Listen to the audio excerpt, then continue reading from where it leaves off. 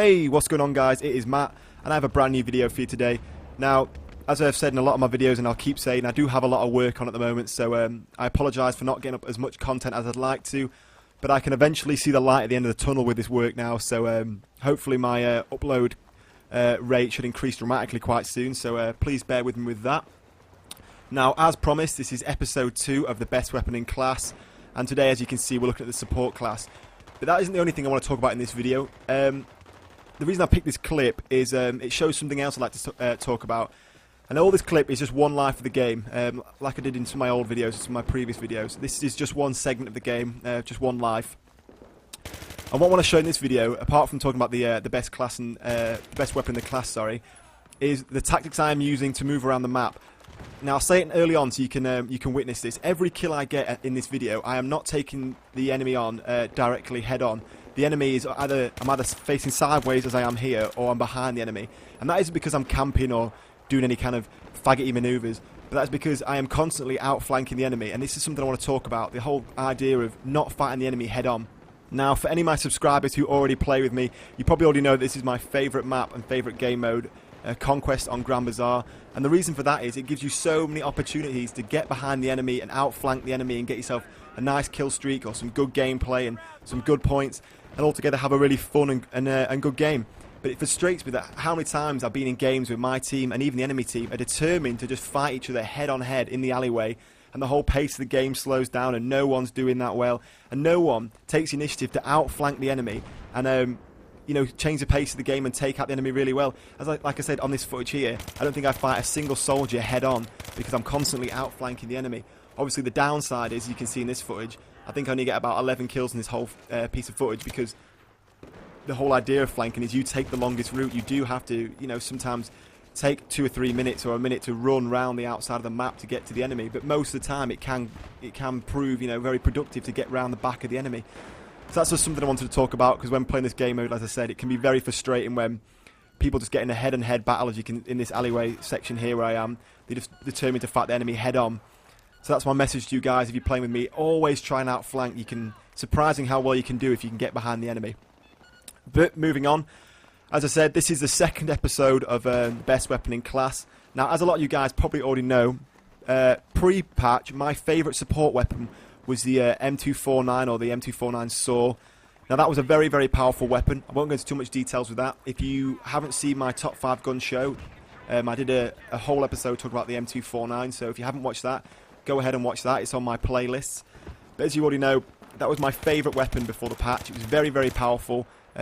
Before a patch, before the latest one, it was actually nerfed a while ago, but before any patches, it was a very, very powerful weapon. Very accurate. I used to run with it with the foregrip and the EOTech and the laser sight. I used to use a bipod, but obviously the bipod used to be quite problematic, but since the patch, they've obviously changed that. But since the patch, I haven't found that weapon as great as I used to find in the past, so I've been recently going through some of the support class weapons, and this is a weapon that I now feel the most confident and comfortable with. And it's interesting because before the patch, I'd actually never used this gun. On no fault of my own. It was actually because in the Back to Karkum map pack, this was the weapon that if you equipped, well, every time I tried to equip it, he just seemed to hold it above his head, so I never actually got a chance to use this weapon before the patch.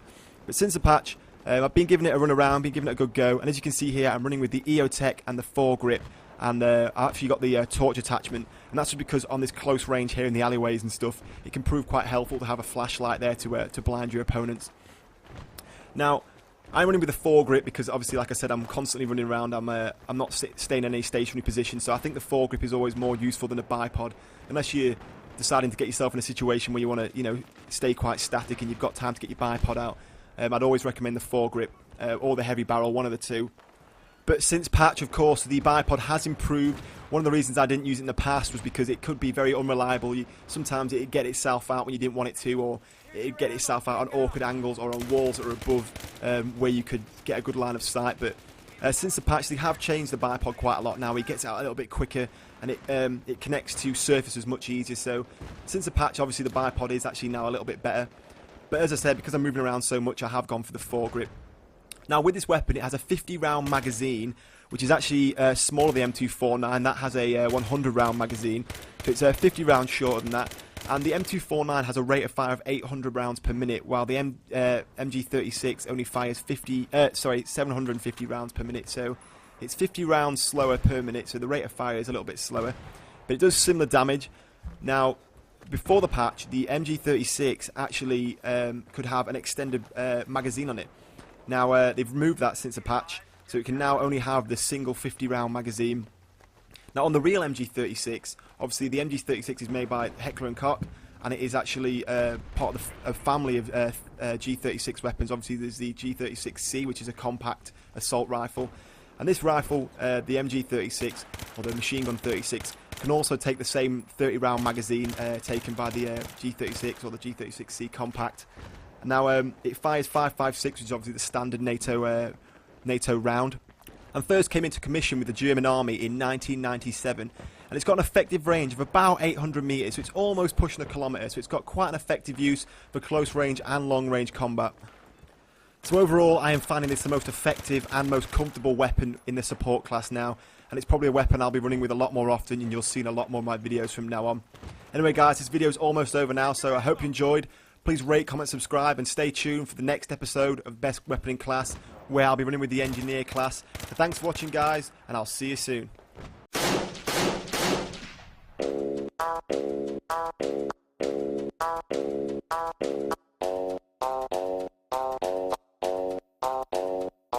My dick cost a late night fee. Yo dick got the HIV. My dick plays on the double feature screen. Yo dick went straight to DVD. My dick bigger than a bridge. Yo dick look like a little kid's. My dick large like the Chargers. The